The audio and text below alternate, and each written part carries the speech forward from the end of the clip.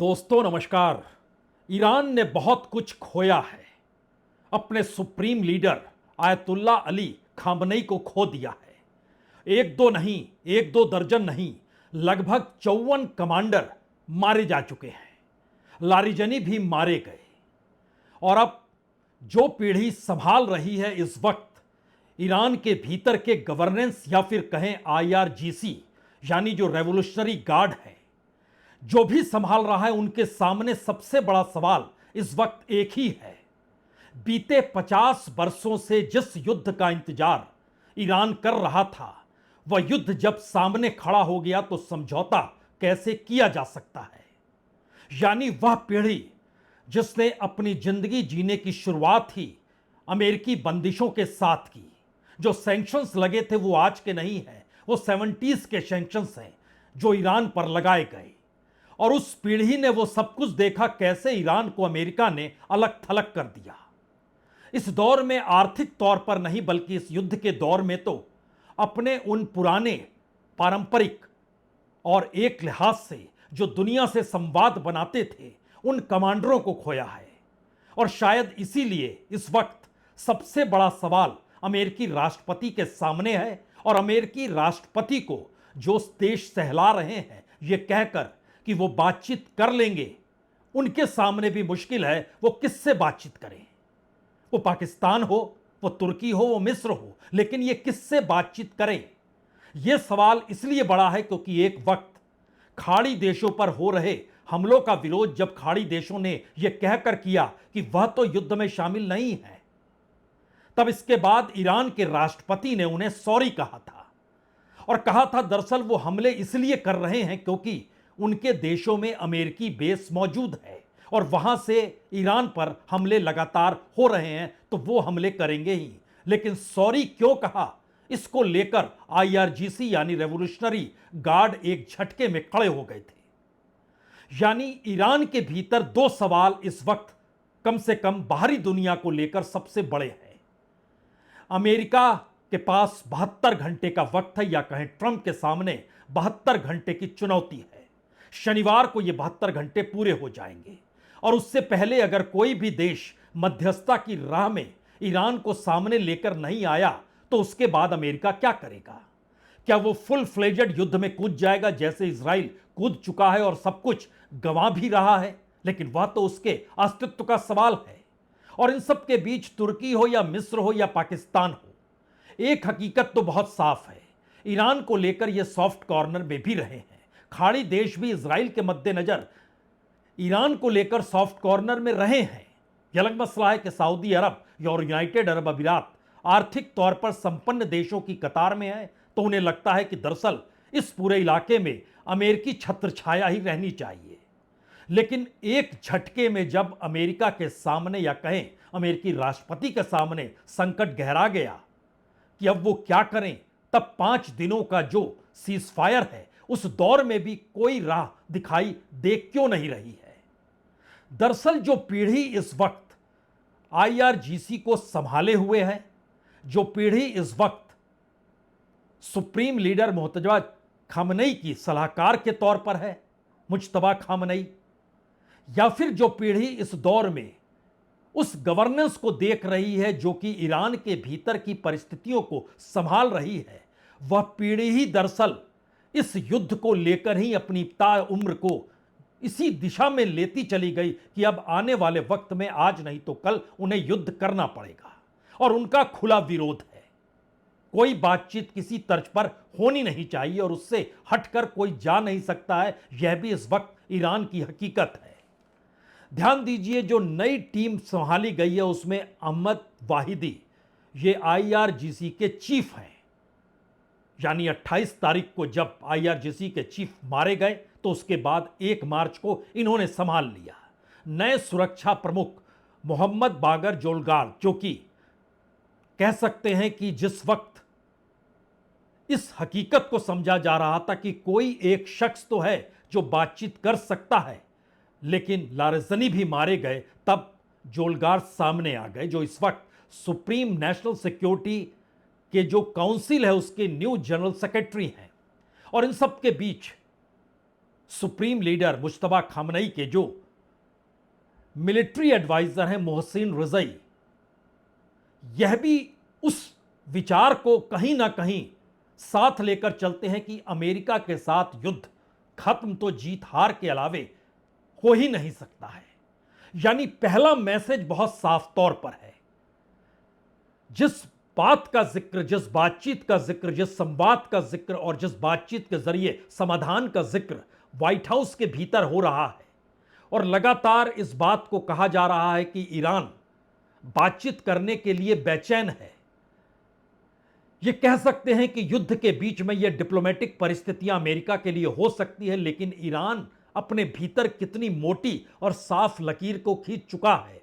आज जब उनके कमांडर सामने आए तो उन्होंने खुले तौर पर कहा, लगता है अमेरिका खुद से बातचीत कर रहा है, लगता है उसने खुद के बारे में ही तय कर लिया है कि उसे किस रास्ते पर जाना है।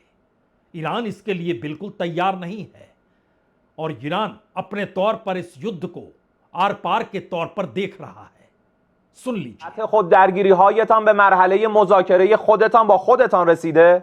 نه خبری از سرمایه گذاری هایتان در منطقه خواهد بود و نه قیمت سابق انرژی و نفت را خواهید دید تا وقتی که بفهمید ثبات در منطقه توسط دست قدرتمند نیروهای مسلح ما تضمین می شود. मैसेज बहुत साफ है। आईआरजीसी ये मानकर चल रहा है यह युद्ध दरअसल ईरान की ताकत को वेस्ट एशिया में स्थापित कर देगा। आईआरजीसी ये मानकर चल रहा है कि इस युद्ध में अमेरिका लंबे वक्त तक चाहेगा नहीं कि वह युद्ध में शामिल रहे और तब इजराइल के सामने संकट होगा, क्योंकि इस दौर में अमेरिका ने नो अटैक का जिक्र जब पावर प्लांट को लेकर किया तो आज ही ईरान के 2 पावर फैसिलिटीज पर इजराइल ने अटैक भी किया। इसका जवाब बाखूबी दिया गया, लेकिन सवाल यह है क्या इजराइल का रुख और अमेरिका का रुख, दोनों देशों ने जो हमला मिलकर ईरान पे किया, यह दोनों की स्ट्रेटजी है। और इसीलिए अब आईआरजीसी अपने तौर पर जिन बातों को सामने रख रही है वो बातें समझौते की दिशा में तो जा नहीं रही है, लेकिन इस हकीकत को बतला रही है कि जो असंभव है वो अगर अमेरिका कर दे तो फिर बातचीत तो दूर की बात, इस दौर में युद्ध में उसकी हार तय है, ये मान ले। वो हार मानने का मतलब क्या होता है और इन सब के बीच अमेरिका की परेशानी क्या है, अगर इसको आप सिलसिलेवार तरीके से समझे तो ईरान अपने तौर पर 6 बातों को रख रहा है। ये 6 बातें अमेरिकी हार से सीधे तौर पर टिकी हुई है, यानी खाड़ी से अमेरिकी बेस पूरी तरीके से बंद हो जाए। क्या यह संभव है? अगर यह संभव है तो खाड़ी देशों को लेकर ईरान जो हर बार इस बात को लेकर सुबुगाता है कि आपको अमेरिकी सुरक्षा की क्यों जरूरत है, आप अपने तौर पर अपनी मिलिट्री या इस पूरे इलाके के तमाम देश मिलकर अपनी मिलिट्री क्यों नहीं खड़ा कर सकते हैं।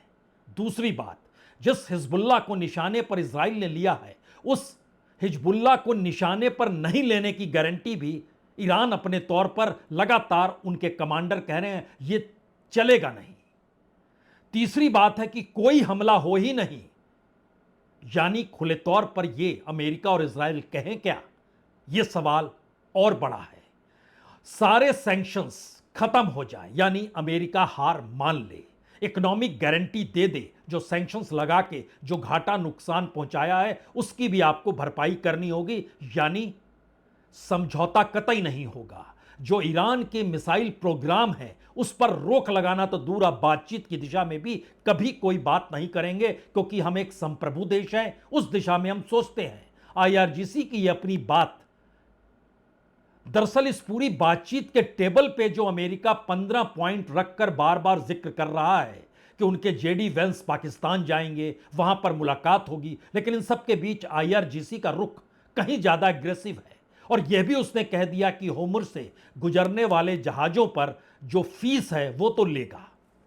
घबराहट किस बात की है? हम कल आपसे जिक्र डॉलर का कर रहे थे, शायद इस बात की हकीकत इस रूप में भी छिपी हुई है कि अब ईरान जो है $2 मिलियन से $4 मिलियन तक जो हर जहाज से वसूल रहा है वो 3 शक्लों में वसूली जा रही है। पहली शक्ल है कैश, और कैश का मतलब है युआन। दूसरी परिस्थिति है बार्टर सिस्टम, यानी हमने आपको कुछ दिया, उसकी एवज में आप हमें कुछ देंगे। और तीसरी स्थिति है क्रिप्टो करेंसी, क्रिप्टो करेंसी जो है ये यूएसडीटी के तौर पर है, ये दरअसल ट्रॉन ब्लॉकचेन पर यूएसडीटी है। और ट्रॉन का मतलब यह है कि प्रति ब्लॉक लगभग 3 सेकंड में सेटल हो जाता है। इसमें कोई शुल्क या फीस नहीं लगती, 0% लगती है। कई एक्सेस पॉइंट पर जो सीमित पहचान से जो सत्यापन हो जाता है वो काम करने लगता है, यानी बिना किसी रुकावट के बहुत तेजी के साथ ये क्रिप्टो करेंसी जो ट्रॉन ब्लॉकचेन पर यूएसडीटी के जरिए चलती है वो माध्यम अपनाया जा सकता है, यानी डॉलर कहीं नहीं है। और इन सब के बीच जो अमेरिका कह रहा था कि तेल बेचने की इजाजत जब ईरान को दी गई है तो ईरान के पास जो पैसे आएंगे, जो डॉलर आएगा, उस पर निगरानी तो अमेरिका रख पाएगा क्योंकि बैंकों पर उसकी कड़ी नजर रहती है। लेकिन इसको भी एट पार ईरान अपने तौर पर खारिज कर रहा है। और शायद यही वो मुश्किल है जिसको अब यूरोपीय कंट्रीज भी समझने लगे हैं। इसीलिए फ्रांस ने पहली बार अमेरिका से गुहार नहीं लगाई कि आप कितने युद्धक भेज रहे हैं, कितने युद्धपोत भेज रहे हैं, होर्मुज़ रूट कैसे क्लियर होगा। फ्रांस ने सीधे तौर पर गुड फेथ में होर्मुज़ रूट को मुक्त करना चाहिए, वह ये ईरान से कह रहे हैं। यानी एक ऐसी परिस्थिति के भीतर इस वक्त अमेरिका आकर खड़ा हो गया है जहां अब वो समझ गया कि दरअसल वो चाहे सुप्रीम लीडर की मौत हो, चाहे लारजनी की मौत हो या फिर उन कमांडरों की मौत हो जिनसे इससे पहले बातचीत तो होती थी। और पिछले बरस जून के महीने में जो इजराइल ने 12 दिनों तक हमला किया उसमें भी जो बातचीत हुई वो सभी तो मारे गए और नई पीढ़ी इसको बातचीत के लिए तैयार नहीं है और उसी के हाथ में इस पूरे वार की कमान है। अब क्या होगा?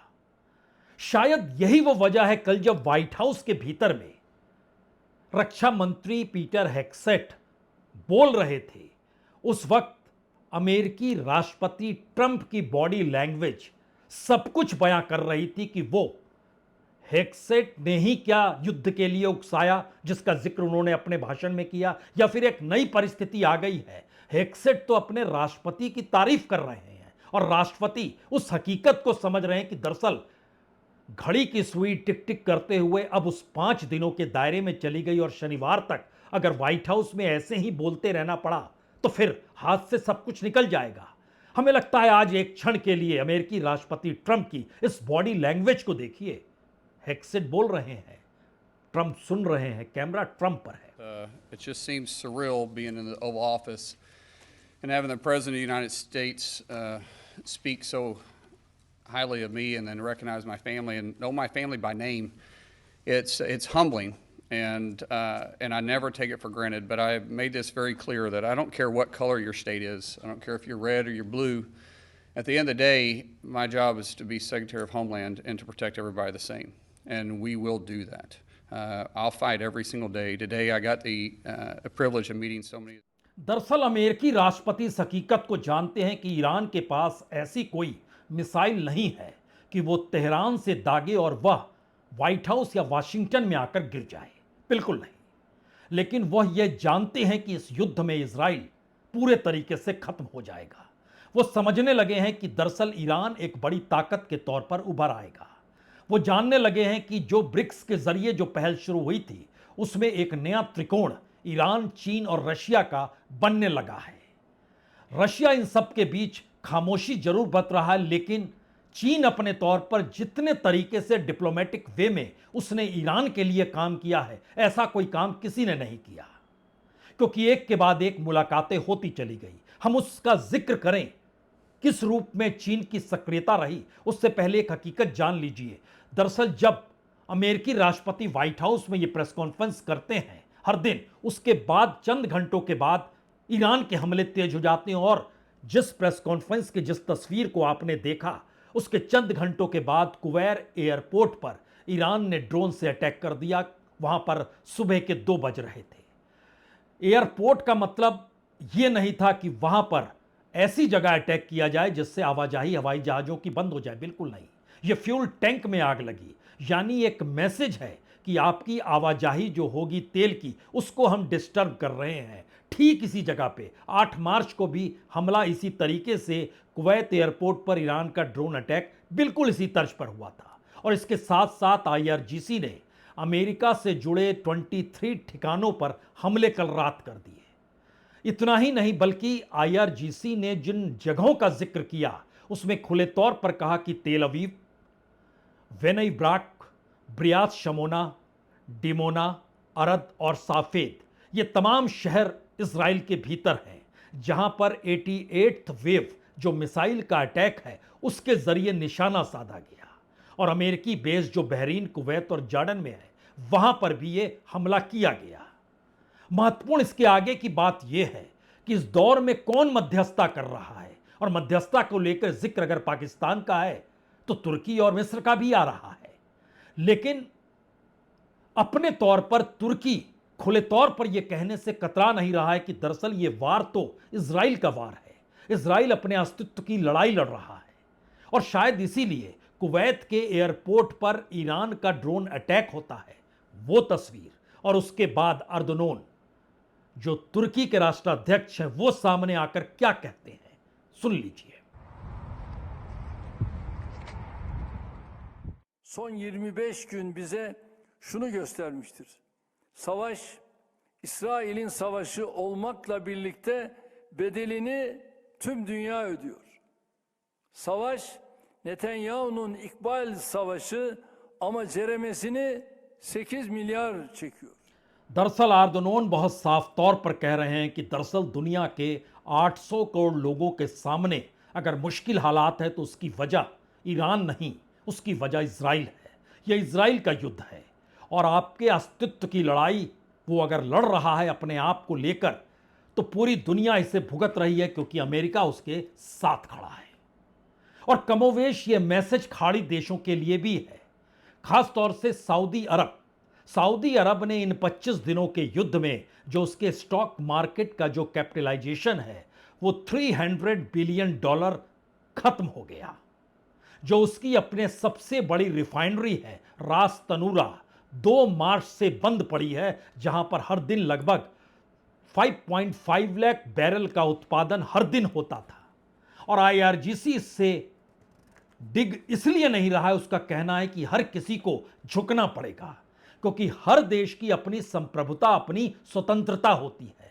और ईरान की संप्रभुता और स्वतंत्रता को लेकर अगर उस पर हमला किया गया है तो यह हर उस देश को समझना होगा जो देश अमेरिकी सुरक्षा के साए में है, या फिर वो इजराइल को इस पूरे मिडिल ईस्ट में या वेस्ट एशिया में एक ऐसा बैलेंस ऑफ पावर मान रहा है जिसकी अपनी आइडियोलॉजी, अपनी थिंकिंग सिर्फ अपने देश के विस्तार को लेकर है। यह मैसेज इसलिए बड़ा है क्योंकि इस दौर में कौन सा वो देश है जिसने ईरान के लिए सबसे ज्यादा डिप्लोमेटिक बिसात को बिछाया। हैरत में आ जाएंगे दुनिया का कोई देश इस युद्ध काल में आपस में इतने लहजे में संवाद दुनिया के अलग अलग देशों से नहीं बना पाया जो चीन ने बनाया। चीन को लगातार कच्चा तेल ईरान दे रहा है, 90% तेल ईरान के पास से ही चीन में जा रहा है। चीन हर लिहाज से मदद कर रहा है, एक लिहाज से वो बार्टर सिस्टम है। चीन के लिए युआन का रास्ता होर्मुज रूट में ईरान ने खोल दिया। लेकिन यह सब कुछ सिर्फ और सिर्फ चीन और अमेरिका के उस वार से शुरुआत है जो कि टैरिफ वार और ट्रेड वार से शुरू होता है, या बात उसके आगे की है। दरअसल चीन इस पूरे वेस्ट एशिया और मिडिल ईस्ट के भीतर अपनी पहुंच पकड़ कैसे मजबूत डेवलपमेंट के नाम पर, इंफ्रास्ट्रक्चर के नाम पर, इकोनॉमी के नाम पर बनाना चाहता है, और अमेरिका को वह कैसे इस तीनों प्रक्रिया से हटकर युद्ध में शामिल होते हुए बताकर एक डिस्टर्ब करने वाली उस जियोपॉलिटिक्स की दिशा में खड़ा कर रहा है। और एक कतार देखिए, कतार का मतलब यह है चीन के विदेश मंत्री वांग ली। 28 को यह युद्ध शुरू होता है, सबसे पहले 1 मार्च को वह रूस से बातचीत करते हैं, 2 मार्च को वो फ्रांस, ईरान और ओमान से बातचीत करते हैं वहां के विदेश मंत्रियों से, 3 मार्च को इजराइल के विदेश मंत्री से भी बात करते हैं, 4 मार्च को यूनाइटेड अरब अमीरात और सऊदी अरब के विदेश मंत्री से बात करते हैं, 9 मार्च को बहरीन और कुवैत के विदेश मंत्री से बातचीत करते हैं, 11 मार्च को कतर और पाकिस्तान के विदेश मंत्री से चीन के विदेश मंत्री वांग ली बात कर रहे हैं, 12 मार्च को मिस्र के विदेश मंत्री से यही चीन के विदेश मंत्री बात कर रहे हैं, 19 मार्च को ब्रिटेन के विदेश मंत्री से यही वांग ली बात कर रहे हैं। और इन सब के बीच जो बीजिंग ने यूएई में अपने विशेष दूत को स्थापित कर रखा है। 18 मार्च को वो वहां से उनसे मुलाकात करते हैं यूएई के अधिकारियों के साथ। बात यही नहीं रुकती है। फेरिस्त में चीन के मध्य पूर्व मामले यानी मिडिल ईस्ट के जो विशेष दूत झाई जून हैं वो दौरा करते हैं। कहां का दौरा करते हैं? वो सऊदी अरब 9 मार्च को जाते हैं, 11 मार्च को यूएई जाते हैं, 13 मार्च को बहरीन जाते हैं, 16 मार्च को कुवैत जाते हैं, 18 मार्च को मिस्र जाते हैं और विदेश मंत्रियों से बकायदा वो विशेष दूत जो मिडिल ईस्ट के हैं, चीन के, वो मुलाकात कर रहे हैं। 9 मार्च को जो गल्फ कॉपरेशन काउंसिल है और जो अरब लीग है उससे मुलाकात वो करते हैं और 16 मार्च को कतर के विदेश मंत्री से टेलीफोन पर बातचीत करते हैं।